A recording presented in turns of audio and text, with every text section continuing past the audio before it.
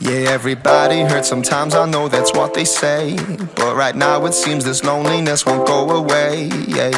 Can anybody feel this heartache? Is anyone around? Feels like we're running round in circles, we can't catch a breath. We can't enjoy the moment when we always want what's next, yeah. Just when I can't take no more, it's when I hear you say, don't hang your head when you get lonely. No, I'll never leave your side. And don't go thinking you're the only one that can get it right. Yeah, you got my love, love, love, love down in your soul.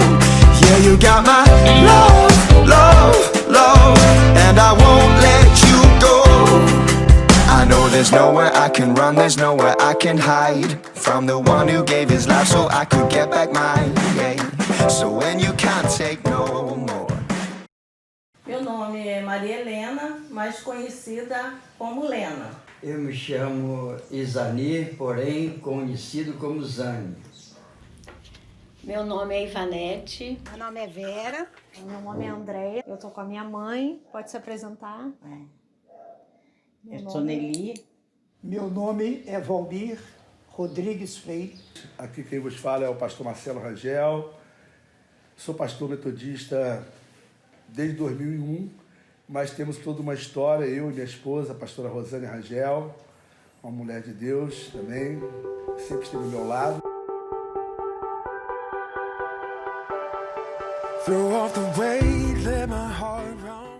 Coisas tremendas aconteceram, né? E foi no período de 94 e 95, né? Quando eu fui convidado, porque na verdade a congregação da Metodista do Aeroporto era filha da Igreja Metodista Central em Macaé, que é mãe de muitas igrejas que existem hoje na cidade de Macaé. Então, a congregação do Parque Aeroporto começou através desse trabalho lindo que é a Central, né, no tempo do pastor Abimael, passou vários pastores abençoados, homens de Deus, e o pastor Abimael, na época, me convidou para estarmos dando um auxílio, ajudando ali no trabalho que já tinha começado com um casal, amigos nossos, né, que fizeram um trabalho maravilhoso. E contamos ali na época, em 94, entre 40 e 45 pessoas, um trabalho lindo, onde Deus sempre realmente abençoou. E demos continuidade. A princípio, o primeiro ano, eu fui convidado pelo pastor Abimael para nós estarmos ali apenas responsável pelo culto, né? Então ficamos ali um ano responsável pelo culto e cada irmão exercia a sua função em outro ministério, como o irmão Valmir e outros irmãos ali, que são muitos nomes, ficar lembrando, né? Mas todos foram bênçãos naquele tempo. E depois de um ano, o pastor Mael me chamou e pediu para que eu ficasse já totalmente responsável por todas as áreas da igreja, da congregação. Falar daqui da congregação é muito bom porque eu tive muita experiência aqui na igreja, na congregação, né? Porque aqui na congregação era pequenininho, quase não tinha assim, gente para trabalhar, né? E aí minha mãe começou a trabalhar no santuário. Foi aí que ela descobriu o ministério dela, né? De recepcionar as pessoas e de dizer um Jesus te ama e receber, porque isso é muito importante, né? Quando a chegada da pessoa na casa de Deus, né? Às vezes a pessoa chega inibida e aquela recepção calorosa, aquele abraço, né? Faz toda a diferença quando a pessoa é recepcionada, né? Não só o ministério de louvor toca no coração da pessoa, mas todo o trabalho da pessoa dentro da casa do Senhor é muito importante, né? Para a vinda de uma pessoa. A portaria, eu ou ele, a portaria responsável para atender o pessoal, pegava pela mão, levava lá no banco, sentava lá no banco, voltava, e assim era a nossa vidinha ali na... E tinha as outras, né? Às vezes tinha as outras escaladas para ficar também, mas quando não tinha, era sempre gente. Graças a Deus, a gente poder sempre estar servindo nesta obra, né? A gente cantava aquele louvor. Meu irmão, entre nós há uma aliança. Lembra dele? De sangue, de morte, vida e cruz. A gente cantava muito esse louvor. A nossa congregação aqui foi um aprendizado muito grande para a gente. Nos trouxe muita alegria. Aqui era como se fosse um grupo de família, tá? Era uma coisa muito aconchegante. A gente se sentia, como se diz assim, maravilhado ali dentro, né? Sentiu o poder mesmo do Espírito Santo ali dentro daquela congregação, porque era pequeno, e o povo era muito humilde um com o outro. A amizade era demais e a gente era muito feliz ali dentro. Graças a Deus pela felicidade que a gente tinha ali dentro, com o povo ali dentro. Era muito bom ali, muito bom mesmo. Tudo que era feito era assim mesmo, debaixo do Espírito Santo mesmo agindo. Aí tinha oração de libertação. E ali era a libertação. A libertação naquela época era 3 horas da tarde. E 3 horas da tarde era com Zizinha. Fazia aquela oração, o pessoal ia embora, não tinha culto, era só oração mesmo. Mas dava muita gente que dava. E depois a gente ia para casa das pessoas, depois que acabava a oração, né? Ia para casa das pessoas visitar.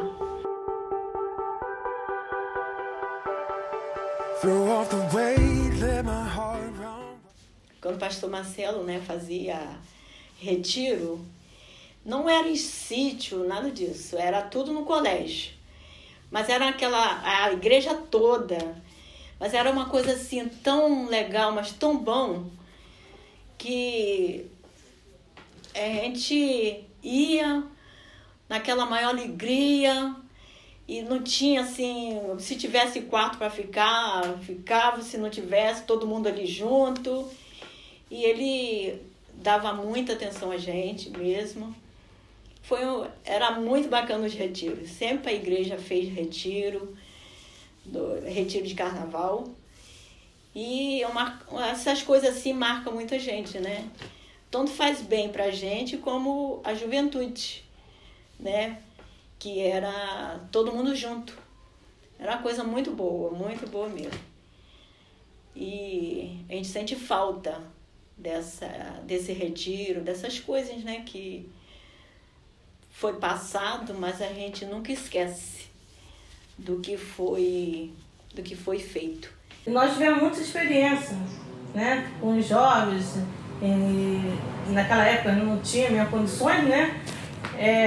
Tinha que pegar algum carro emprestado, caminhão, ônibus, e ajudava a botar um óleo, essas coisas assim, e a gente levava, e cada um levava alguma coisa de casa. Jovem, vocês que se lembram, que ainda estão na nossa igreja, se lembram dos passeios que a gente fazia com vocês? Vocês se lembram dos passeios que a gente fazia com vocês? Do caminhão. Como era gostoso aquele caminhão, vocês em cima da carroceria, aquele ônibus que quebrava com a gente ia com amor. Mesmo depois que o templo ali começou funcionando, a gente ainda tinha culto aqui por alguns tempos, fazia culto aqui. E a permanência nossa aqui continuou sendo a nossa responsabilidade aqui também, de abrir, mesmo tendo lá. Lá já tinha a zelador na igreja. Aqui nós éramos os responsáveis. Fazíamos tudo por amor. Né? Tudo por amor. Tudo que a gente fazia era por amor. Arrecadação de alimentos, distribuição de alimentos, quem fazia, quem era responsável. E todo sábado a gente tinha um sopão, né, para ir nas casas das pessoas.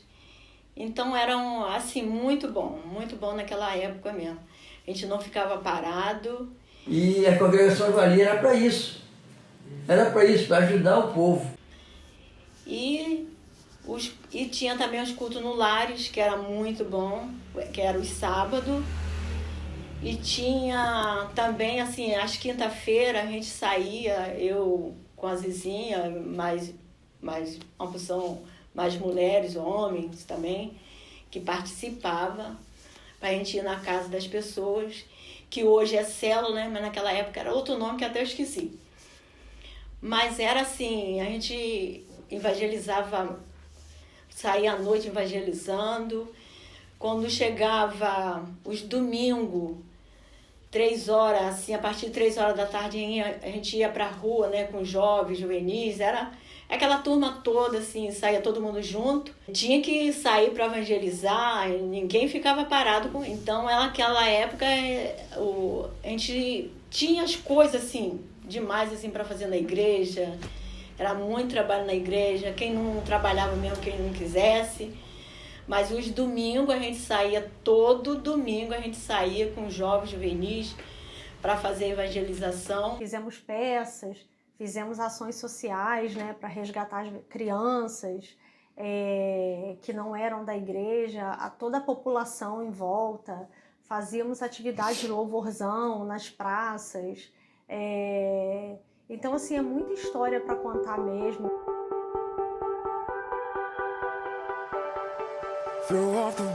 Era uma garagem coberta com telhas finas, muito quente a congregação. Nós não tínhamos banco, não tínhamos som, tudo era feito no gogó e na palma e muito calor. Mas uma coisa boa existia, a cooperação dos irmãos, o desejo de fazer esta obra crescer. E começamos então a trabalhar. E a proporção que a gente orava, pedia a Deus para enviar pessoas, o Senhor enviava pessoas desempregadas, pessoas viciadas, pessoas que precisavam de ajuda financeira até para comer. E eu conversava com Deus a respeito disso, porque a gente precisava de pessoas que eram dizimistas, que pudessem ajudar a fazer a obra crescer. Eu jamais imaginei que Deus pudesse transformar essas pessoas famintas, desempregadas, possessas, na pessoa liberta meses depois, trabalhando, dizimando e fazendo a igreja crescer financeiramente. Os cultos a gente começou com pouquíssimas pessoas Só de idade, né? cresceu, Pessoa de idade. cresceu tanto que dava gente assim na rua, na calçada, pra na olhar, rua, pra ficar. todo mundo parava para olhar, e aí a gente viu a necessidade de ir para uma igreja, porque não tinha mais banco, Já não tava tinha mais cultuando, o culto calçada. tava indo pra rua. Aí os carros passavam na rua, não tinha gente para passar, e assim, era muita bênção mesmo. A igreja meio que explodiu naquela época da congregação, e foi uma bênção. Os cultos, né, como era na congregação. A congregação, gente, era um ovo muito pequeno. Se vocês vissem a multidão que tinha, vocês falavam assim, não, aquela ali não vai caber esses pessoal ali. Mas assim, os sábados, geralmente os sábados, quando não era o culto nos lares, né, e era o culto na congregação. Mas dava tanta gente, mas muita gente. Os cultos, aí as pessoas passavam na rua e ali ficava. A rua, o culto lá dentro e o pessoal, sabe, cá fora. Cá fora era aquela multidão de gente lá fora, mas muita gente mesmo. E então aquele culto, assim, foi muito marcante aquele culto. De os pessoal todos ficavam lá de fora, metade lá dentro e metade cá fora. A congregação era uma igreja muito pequena, porém era uma igreja muito, muito abençoada. Nós tínhamos cultos de oração que eram filas e filas de pessoas para receber oração. E ali havia muita cura, muita libertação, muita conversão. Teve tempos até que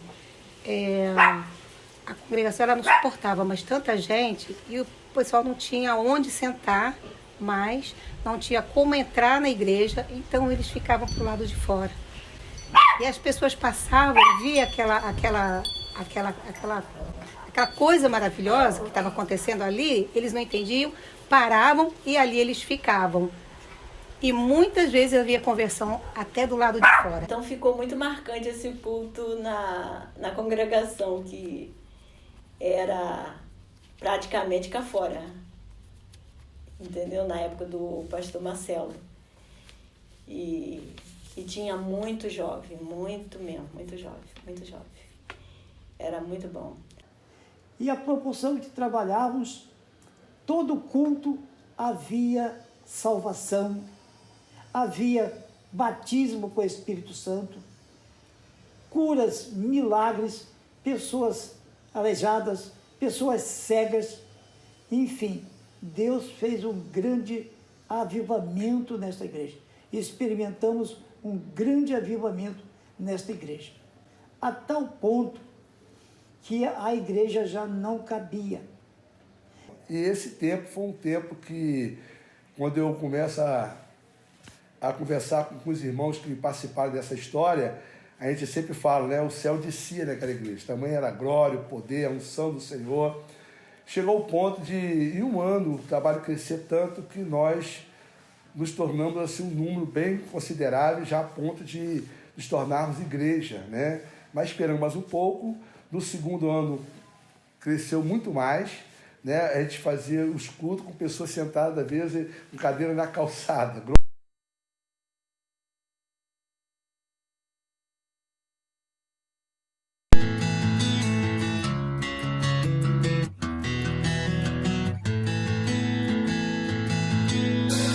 I can see every tear you've cried, like an ocean in your eyes. All the pain and the scars have left you cold. Congregação era, como eu falei, um pedacinho do céu. Quando os cultos começavam, o céu baixava, o céu chegava até nós. Era algo tremendo.